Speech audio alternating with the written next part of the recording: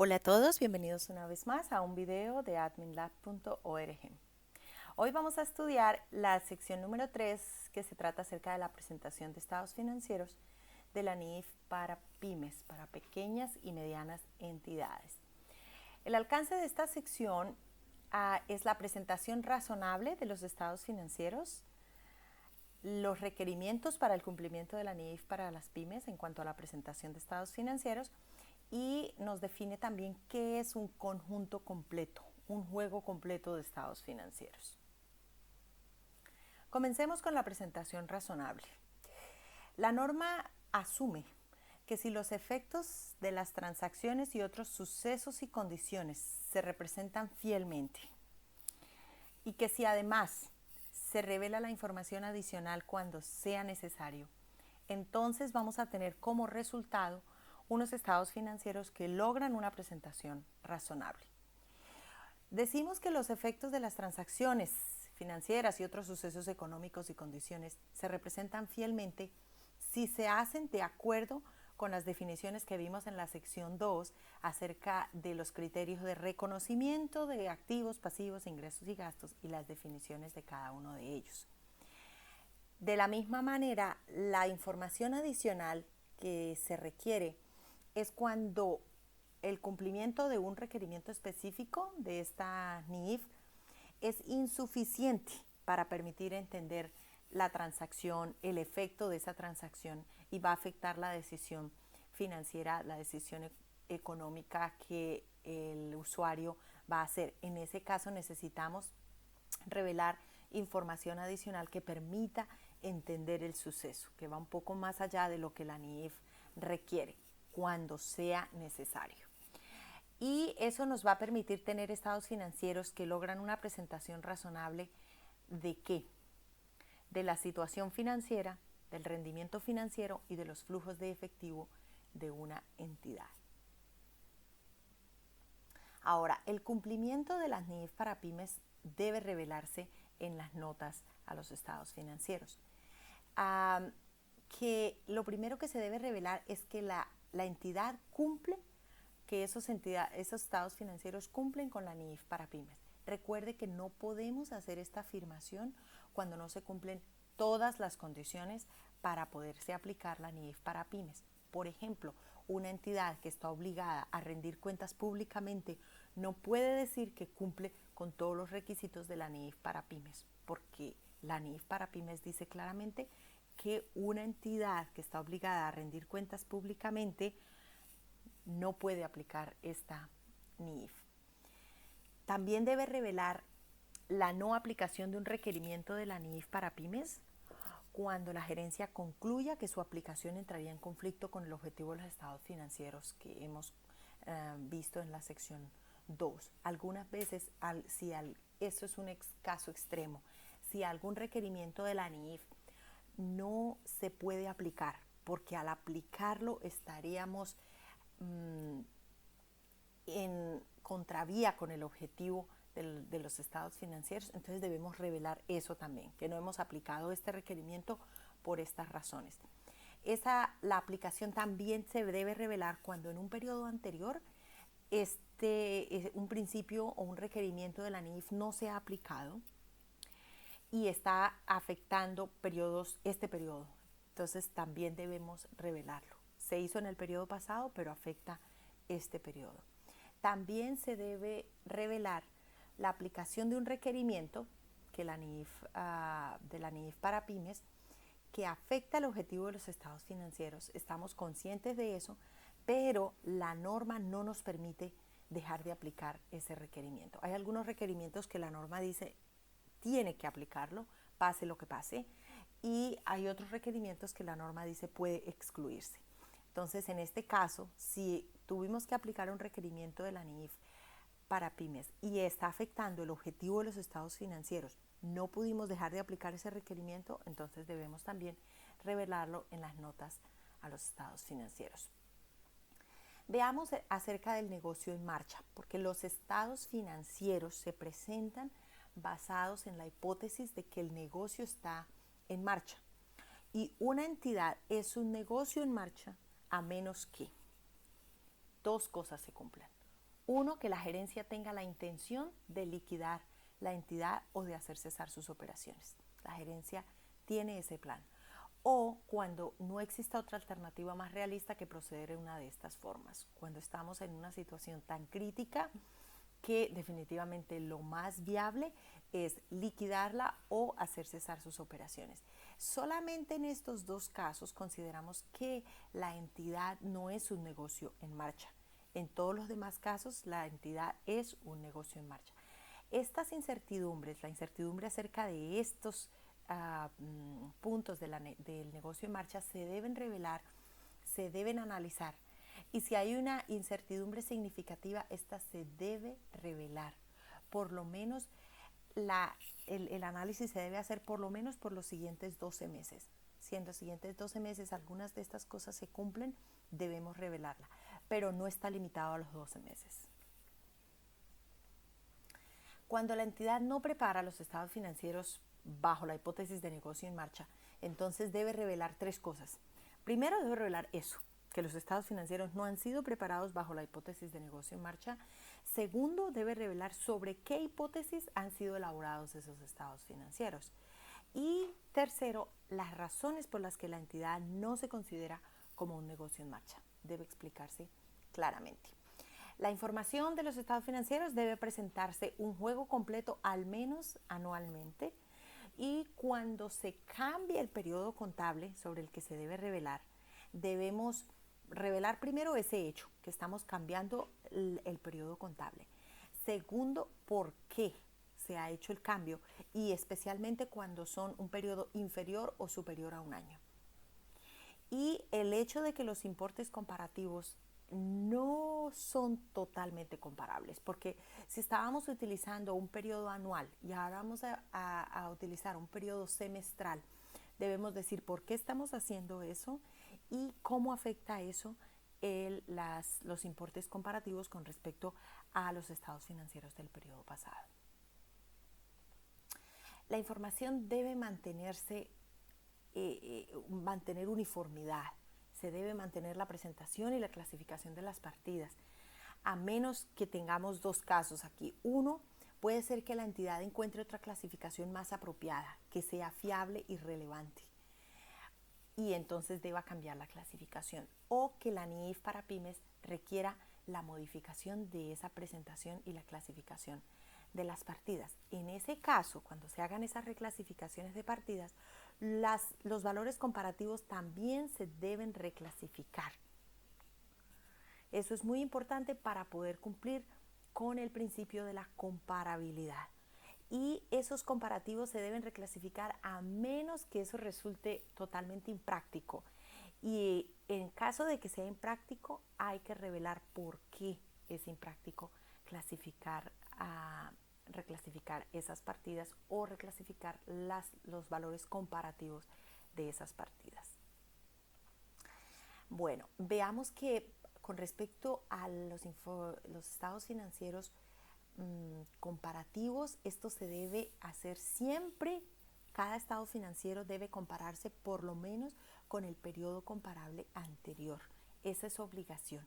O sea, no podemos presentar estados financieros del año 2014 sin presentar el comparativo inmediatamente del año 2013. Deben presentarse al menos esos dos estados financieros, los dos periodos en el mismo estado financiero. Se debe incluir comparativos no solamente de la información numérica, sino además de la información descriptiva y narrativa cuando eso sea necesario para comprender la información financiera adecuadamente. Bueno, la agrupación de datos se deben presentar por separado, clases significativas de partidas similares y las partidas de naturaleza o función distinta, a menos que no tengan importancia relativa. No podemos juntar activos y pasivos en un solo grupo, debemos presentar separados. No podemos presentar activos corrientes y no corrientes en el mismo grupo, debemos presentarlos por separados. Cada clase significativa de partidas similares y las partidas distintas se deben revelar por separado, a menos que no tenga ninguna importancia relativa. Y recordemos que la importancia relativa es cuando la información puede de una manera individual o en conjunto influir las decisiones económicas tomadas por los usuarios sobre la base de esos estados financieros. Y aquí estamos hablando no solo de la magnitud de la partida, sino también de la naturaleza de la partida o una combinación de ambos. Eso puede ser factores determinantes para establecer la importancia relativa. En este punto también se requiere juicio profesional y conocimiento del negocio para establecer si una partida es significativa y puede cambiar o puede influir en las decisiones económicas tomadas por los usuarios. ¿Qué es un conjunto completo de estados financieros? De acuerdo con la NIF para pymes, ¿qué se considera un conjunto completo de estados financieros? Entonces veamos, el primero es el estado de situación financiera a la fecha sobre la que se informa. Este es el que conocemos normalmente nosotros como el balance general. Y este estado de situación financiera se presenta a una fecha específica, al final del periodo. Recordemos que el balance es como una fotografía de un periodo en un momento específico. El segundo estado financiero, que hace parte de los estados financieros completos, es el estado de resultado o el estado de resultado integral. Para este caso existen dos opciones de cómo lo podemos hacer. La opción 1 es presentar un solo estado de resultado integral. En ese caso presentamos ingresos menos gastos igual a resultado y tenemos por separado más otros ingresos del estado de resultado integral menos otros gastos del estado de resultado integral y eso nos daría el resultado integral del periodo. Recordemos que el estado de resultados lo hacemos por un periodo determinado, no es como el balance que es la información a un punto específico, sino que en este caso tomamos, si es un año, desde el 1 de enero hasta el 31 de diciembre y acumulamos qué más pasó en ese periodo de tiempo en cuanto al estado de resultados. Esa es la opción 1. En la opción 2 es presentar dos estados financieros, un estado financiero de resultados y un estado del resultado integral. Entonces, el estado de resultados va los ingresos menos los gastos, da igual resultado. Y el estado de resultado integral comienza con este estado de resultados, con este resultado del estado de resultados, y a eso se le agregan los ingresos del estado de resultado integral y se restan los gastos del estado de resultado integral y nos daría el resultado integral del periodo. A este es al que debemos llegar de todas maneras. El tercer estado financiero que hace parte del juego completo de estados financieros es el estado de cambios en el patrimonio.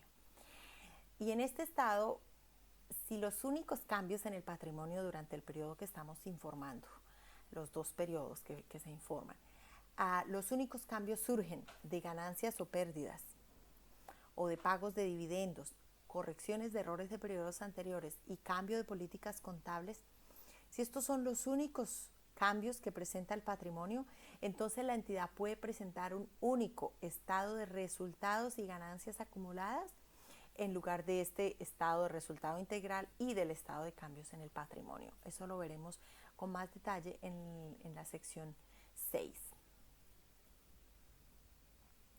El cuarto estado financiero es el del estado de flujos de efectivo, que lo vamos a explicar en la sección 7, y las notas, que son las notas de revelación que conocemos nosotros y están explicadas en la sección 8 y son un estado financiero que es parte del conjunto completo de estados financieros. O sea que son 5 estados financieros que pueden ser 4 si combinamos el estado de cambios en el patrimonio con el estado de resultado integral. Si una entidad no tiene partidas en otro resultado integral, en ninguno de los periodos, entonces podemos presentar un estado de resultados o un estado de resultado integral diciendo ingresos menos gastos, eso nos da resultado. Como no tenemos otros ingresos del estado de resultado integral ni otros gastos del estado de resultado integral, vamos a tener aquí un resultado del periodo. Recordemos que las únicas otras partidas de resultados integrales que podrían ir aquí son algunas ganancias o pérdidas a razón de cambio de divisas, que lo veremos en la sección 30, algunos cambios en valores razonables de instrumentos de cobertura, que lo vamos a ver en la sección 12, y algunas ganancias y pérdidas actuariales, que las vamos a ver en la sección 28. No es que todo lo que sea otros viene acá, sino solamente estas partidas que son específicas, que la norma pretende que se revelen de manera específica en esta sección. Todos los 5 estados financieros se deben presentar con el mismo nivel de importancia. Esto es muy importante porque algunas veces pensamos que las notas son notas, nada importante, pero las notas son otro estado financiero realmente, son las notas explicativas de esos estados financieros y tienen normas que se deben seguir para su presentación. Así que cada uno de ellos tiene el mismo nivel de importancia. Los estados financieros pueden utilizar títulos distintos. La norma no está diciendo que tiene que utilizarse exactamente los mismos nombres que ellos están usando, pero siempre y cuando ello pues no ocasione confusión. Veamos ahora la identificación de los estados financieros, porque cada estado financiero debe tener el nombre de la entidad que informa, debe decir si los estados financieros pertenecen a una entidad individual o a un grupo de entidades, la fecha del cierre del periodo sobre el que se informa y el periodo cubierto por los estados financieros, la moneda de presentación y el grado de redondeo, si lo hay, al 1000, al 10.000, al millón, practicado en los importes de los estados financieros. En las notas se debe revelar 2 puntos muy importantes, que es el domicilio y la forma legal de la entidad, el país en que se ha constituido, la dirección de su sede social o el domicilio principal si fuese diferente de la sede social, y una descripción de la naturaleza de las operaciones de la entidad y de sus principales actividades. La información, esta NIIF no trata acerca de presentación de la información por segmentos, que es un tema que tratan las NIIF plenas y que para algunas organizaciones podrían aplicar. Esta NIIF no trata acerca de cómo presentar la información por segmentos, no trata acerca de cómo presentar ganancias por acción o información financiera intermedia de una pequeña o mediana entidad. Si una pequeña o mediana entidad revela esta información, decide revelar esta información, deben revelar sobre qué criterios está preparada esa información, cuáles criterios fueron usados para su preparación y presentación, que lo más probable será la aplicación de las NIIF plenas para estos 3 puntos cuando la entidad decida que revelar esa información. Bueno, esperamos que este video haya sido útil. Ya saben que si tienen dudas pueden contactarnos a contact@adminlab.org. También pueden seguirnos en Twitter, @labcontact, y pueden suscribirse a nuestro canal en YouTube. Gracias por su atención.